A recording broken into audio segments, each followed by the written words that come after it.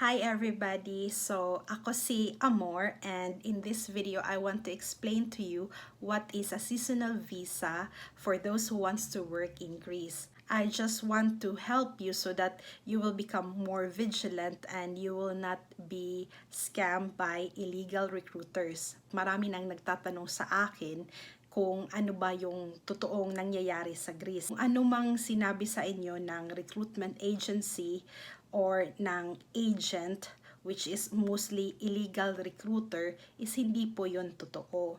Yung seasonal visa po is very specific seasonal work.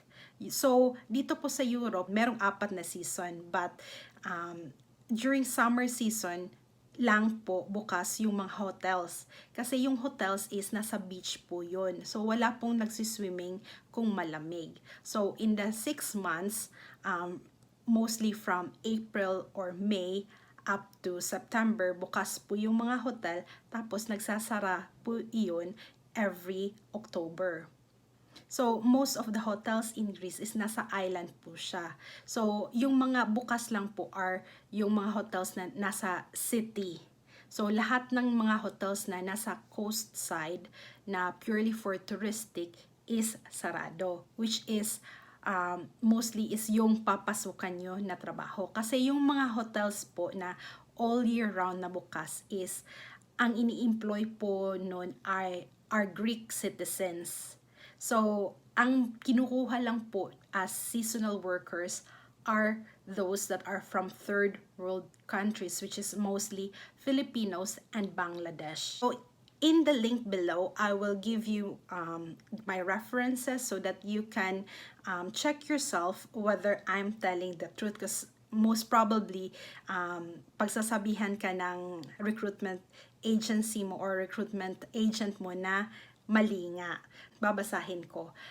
Seasonal work in Greece means employment for a maximum of 6 months per year in a sector in which work is temporary and dependent on the year's season. Consular authorities issues visa for seasonal employment in the same duration as the employment contract, which cannot exceed 6 months, and grants access to employment exclusively for the specific post and for the specific employer who initiated the invitation procedure for this visa to be issued.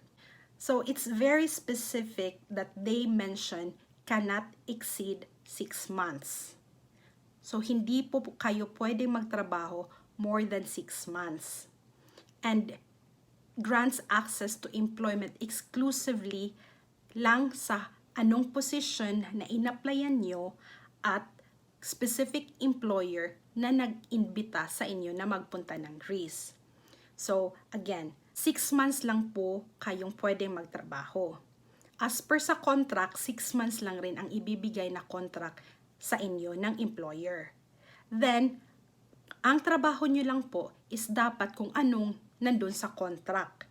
At hindi po kayo pwedeng magtrabaho sa iba. So, magkano naman yung ginastos ng employer? 150 lang po ang fee ibinayad ng employer sa government para ma-approve yung kontrata ninyo. Application niya for you to be invited to Greece includes only a 150 euros fees, a declaration for the employment of the person invited, then 2 copies of the employment contract which you have signed, and a copy of the Inland Revenue Declaration.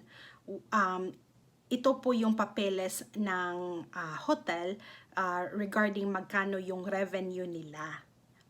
So, dapat allowed yung hotel na mag-invite ng seasonal worker. Kasi kung wala silang income, wala silang revenue, hindi po sila makakapag dala ng seasonal worker dito sa Greece. And the last is a declaration kung ano yung housing na ipo-provide nila sa inyo, and a social security deposit which equals to 2 months of your salary. So, pag hindi po kayo umuwi ng Pilipinas, yung 2 months guarantee po, hindi po yun maibabalik sa kanila. Yan po ang sinasabi ko na first and foremost, hindi po talaga papayag yung hotel na magtrabaho kayo sa iba kasi may binayad na po sila sa government. Pag hindi po kayo umuwi ng Pilipinas, hindi po maibabalik yung guarantee.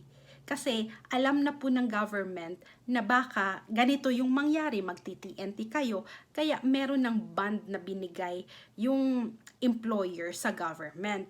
So it's highly unlikely that the hotel will let you stay in Greece and they will have a bad record and lose money. Duration of validity of permit. You can be a seasonally employed in Greece for a maximum period of 6 months. If you refuse to leave the country upon expiry of your seasonal employment, you will not be allowed to enter the country in the future for a period of up to 5 years.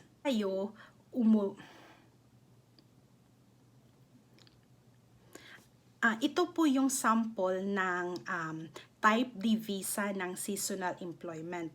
Makikita niyo po kung kailan yung validity ng entry at saka yung expiry ng entry, which is actually 9 months. So, after 9 months, mapapaso na po yung visa. So, after nun, illegal na po kayo. If overstaying na po kayo sa Greece, considered na po kayo na TNT. And I highly discourage you to become a TNT kasi mahirap po ang buhay ng TNT. Maaabuso po kayo. So keep on watching my other videos to stay informed with the other topics, and if you have any questions, you can comment and I'll answer you.